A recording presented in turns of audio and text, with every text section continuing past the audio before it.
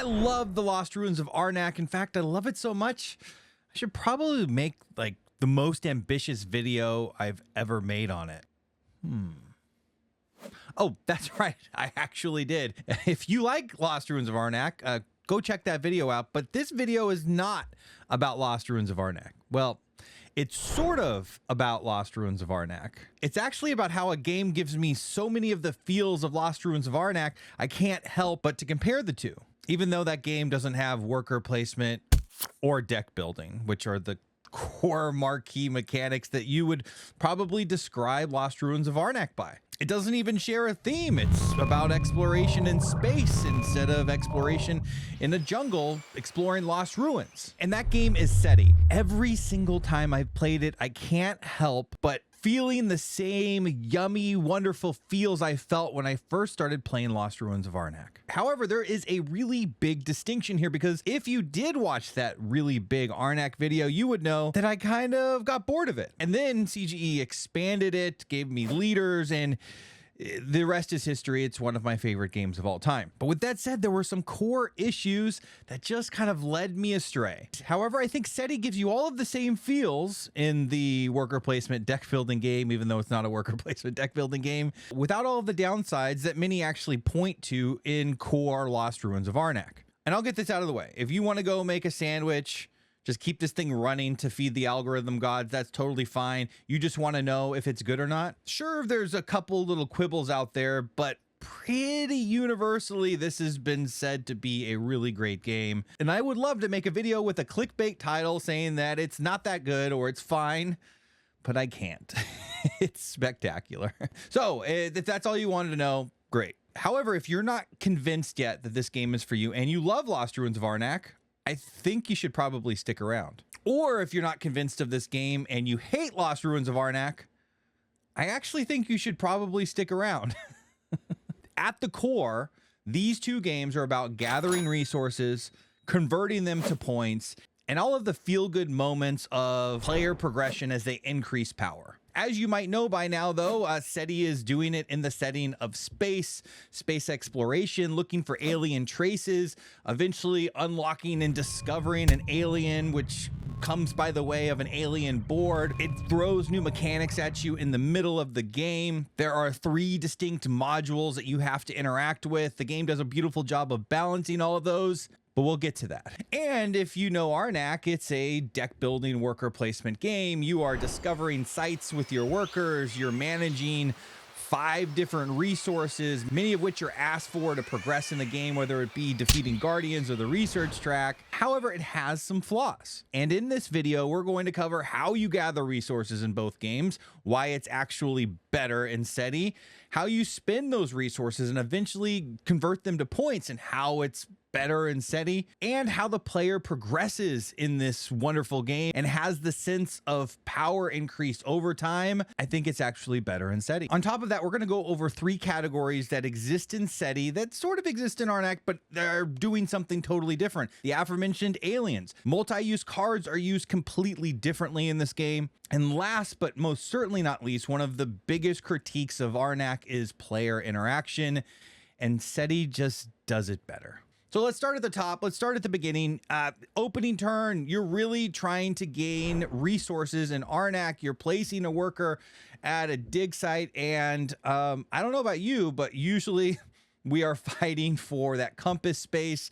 I play a lot of 2 players, so it gets clogged up immediately, and you're left having to spend cards, if you happen to have them in your hand, to be able to go discover the new dig site. It creates an immediate funnel, an immediate bad feeling when you are second player, at least in my plays. And then once you get to one of the initial dig sites, you're gathering resources in hopes to either go up on a research track, which is completely known as an investment over time, or defeat guardians. When you go and discover the level 1 or level 2 sites, those dig site tiles come out, you get what you get, you have no idea what you're signing up for, and then you get a guardian. That guardian is another randomized conglomerate of resources that you have to come up with to defeat. We'll get into why a lot of people choose not to defeat those as we discuss research track, but for the purposes here, that's how you get your stuff. There's other ways, obviously. there's cards, there's assistants, there's some other things that are related to the player progression, which we'll talk about, but that is the core loop in Arnak. SETI is completely different. You have income. You're building an engine. And in fact, one of the very first things you do with the 5 cards that you start with in your hand is you tuck one of them for income. This is a source of goods that you're consistently going to get that you can build for yourself that adds a strategic element to this game, because there's certain actions in the game that are going to really want credits, or there's certain actions that are a little more energy heavy. Maybe you really want to exploit some incredible cards, which we'll get to. That can be part of your engine as well. In fact, the resources are pared back a little bit. They are a little more specialized than with Arnak. Whether you're going up that research track or defeating guardians, it could really be any of the resources, as much as there's some specialty in coins to buy items, compasses to buy artifacts. But then there's the tablets, there's the arrowheads and the rubies. All of those are on a hierarchical system of value, which you can trade for. There's different ways to get them. You're constantly doing this horse trading back and forth, trying to get the right resources at the right time, which can be incredibly frustrating if the person that's in front of you on the track is getting the right resources or even front running you. The resource management is certainly more complicated in Arnak and much more restricting. In SETI, the resources are pretty straightforward. For the most part, to land your probe, you have to spend credits. Once you spend credits, you have to move around on this moving board that we'll get to in player interaction to eventually spend credits or energy to orbit the planet, or spend just energy to land on the planet. I know, it's a lot. Orbiting gets you points, resources, engine building, which, by the way, when you see this symbol, you can actually tuck a card from your hand to build your engine, which is spectacular. Is typically a pretty early thing you want to do is orbit, but then you can also land, and land will give you some bonuses if you're there first, will give you points, and most importantly, will give you yet another alien trace to hopefully unveil that alien and continue to score points off of it. When you're scanning, you're playing this area control game, and you're collecting data and hopefully winning that area control game to once again discover yet another alien trace. And what do you do with that data? You put that data in your computer. Your computer starts pretty basic. There's only a couple things to activate, but through upgrades, there'll be points, there'll be extra resources. It's an engine in itself if you continue to scan nearby stars or collect data in some way, because as you place that data in your computer and analyze it, you get the stuff, but eventually you can take the analyze action, clear that computer completely once it's full, and discover that third alien trace that will eventually discover that alien. At the end of every single game that I have played, I feel like I have been short 1 energy to do that one big thing and go visit that moon for the 25 points that would have just changed the game. And that's exactly why this feels so much like Arnak. Because in Arnak, you're constantly trying to do the math and how many of those tiles at the top of the research track can I possibly afford, or can I actually go out and take that guardian that somebody left behind, or can I defeat the guardian that I happen to be on right this second? It is an insane AP inducing math problem that your head is constantly trying to crunch, while the decision space in SETI is just as rich. It's not less complicated, but it's less restricting. It lets you breathe. It gives you a lot of opportunities to find something to do with what you have, which will also get back to. Regardless, I don't feel like I have the restriction in SETI that I do with Arnak. It's as simple as that. And that's where I want to discuss the research track compared to planets and alien discovery. The research track in Arnak is a big discussion point as to whether this game is good or not. In fact, the #1 complaint on the BGG reviews is that that research track creates a very linear experience,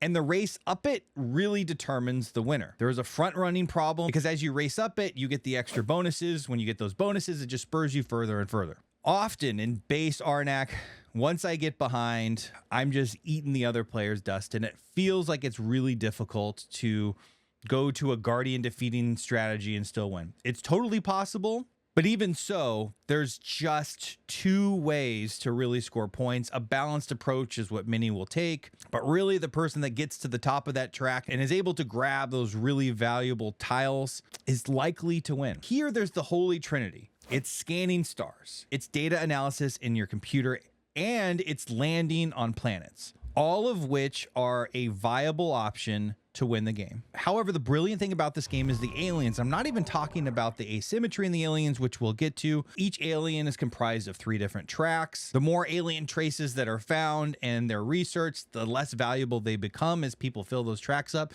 So it really makes the players have to balance their approach. Nobody can really invest in only one area and win this game, and that's why I think it is an incredible upgrade over base Arnak. Another thing that it does better, I really had to scratch my head on, and I've really thought hard about, and that's around player progression.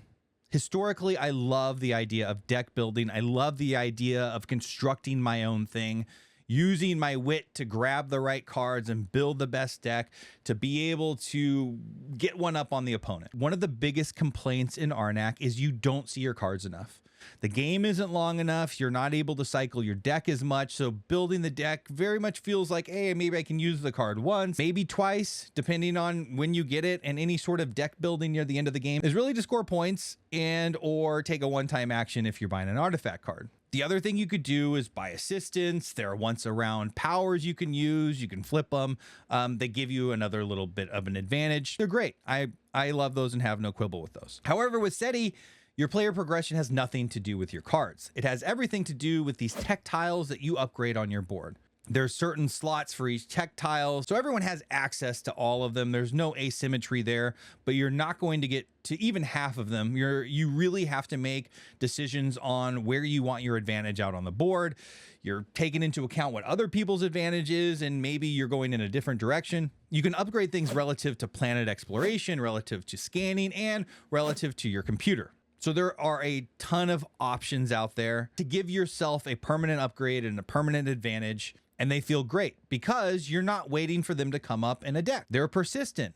They are strategy shaping. And I think in the end, after playing it, as much as I love deck building games, this might be a better system. And we haven't even gotten to how the cards play in SETI. And this is now where we get into the 3 categories of what really sets SETI apart. And I was just talking about the deck building aspect in Arnak. Cards have some similarities. You get them in your hand and you spend them. You don't get to reshuffle and continue to play them. So there is a little bit of a loss there. There is that personal progression, power fantasy loss by having these one-time use cards. However, many shared deck, card playing, hand management, resource management games have a really big issue. And that big issue is having the right card in your hand at the right time. You're getting late game powerful cards that you can't possibly afford early, or near the end of the game when you actually have the income, you just get these little crappy cards that aren't going to do much for you. That is still an issue here and very well could and is a complaint a little bit. However, there's so much flexibility on these cards. Every card has 3 uses.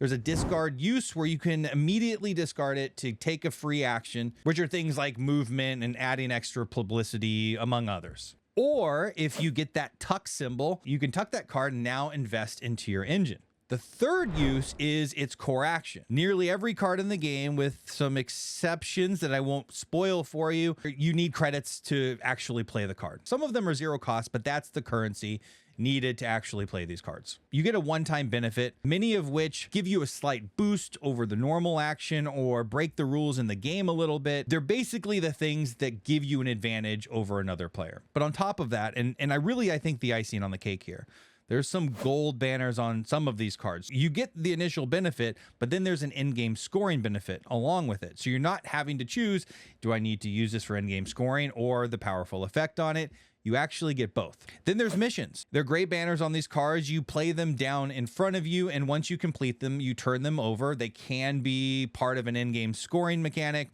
but they typically will give you an extra benefit. There's something to work towards in the game as you go through that's totally different from everyone else.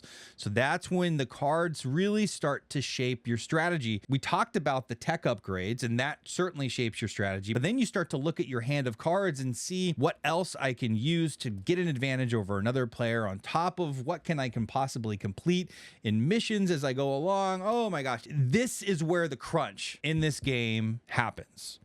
In Arnak, it's trading resources. Here, it's managing your hand relative to your tech tiles, relative to the board state. It is a beautiful system, one in which I had no real big hopes for, and I was really pleasantly surprised. Sure, I might not have the right card at the right time, but there's always something to do with it. I can always discard it for that free action. There's constantly the friction of looking at the income symbol and saying, oh, I really need to build my energy engine right now, but I really love this card. That can be a really incredibly tough decision. I will say the only thing from like a timing perspective in the cards in your hands is you might get some missions that are really, really juicy, but you just don't have enough time to complete them near the end of the game.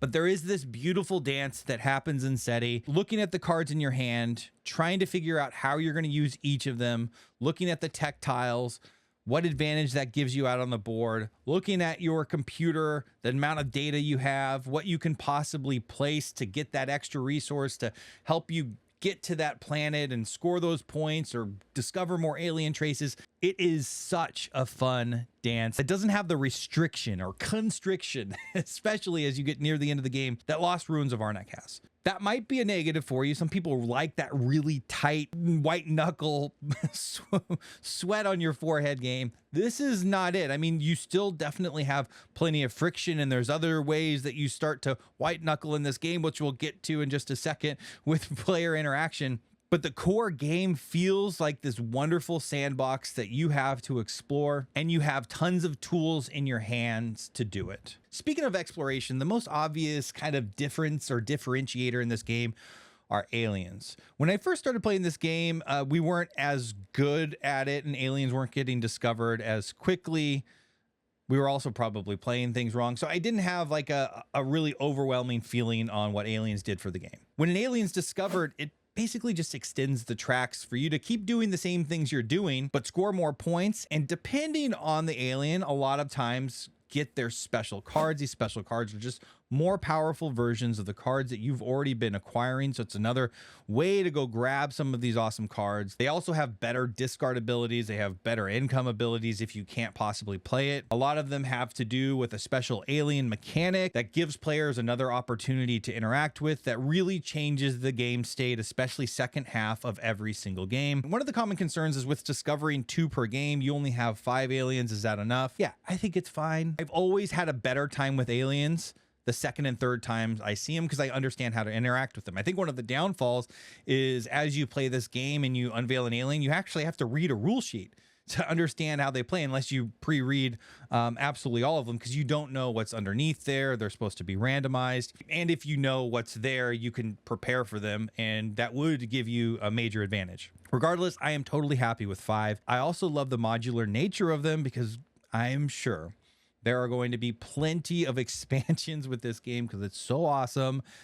And I'm here for it. I will absolutely take more aliens. I'll take more mechanics. It's great, but it's not the thing that's keeping me there. What's keeping me there is that core gameplay loop. The aliens for me are icing on the cake. And last but not least, the thing that I think makes SETI really stand apart from something like Lost Ruins of Arnak is player interaction. One of the common complaints on BGG about Lost Ruins of Arnak is they don't like the idea of multiplayer solitaire.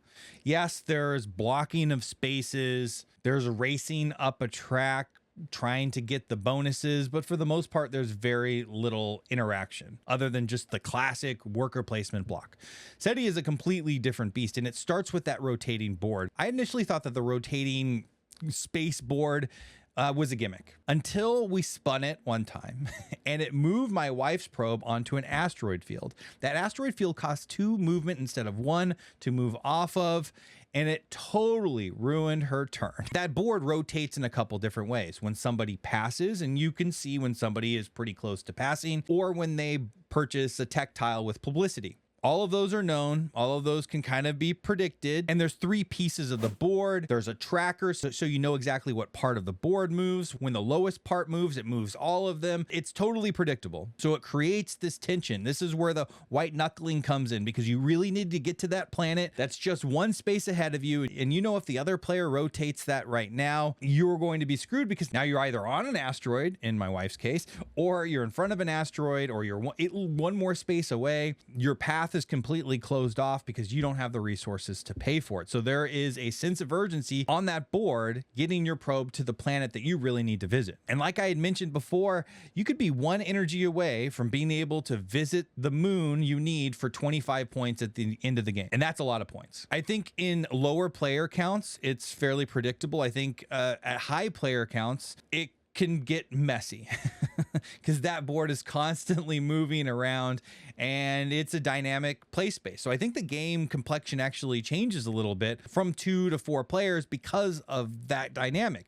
The more the board rotates, the less you can actually predict, the more you have to deal with the game state by the time it comes back to you. I've mostly played this at 2, and as a brief aside, from a 2-player perspective, I absolutely love it at 2. There's been some talk about how 2-player suffers a little bit in the scanning action and that area control, which we'll talk about next. But overall, I really loved it at lower player counts because of the predictability and the strategic utilization of spinning that board to really mess with other players. Some cards you play will also spin the board, so then you can really mess with another player by strategically playing that when you know they need to get to a particular planet. Speaking of the scanning action, this one is odd. The scanning action, I've had the biggest evolution of thought around. It's actually fairly easy to ignore in early plays because it's less apparent how it benefits you. But before we get there, let me discuss what it is. You can take a scanning action to place your tokens in the same area that Earth is,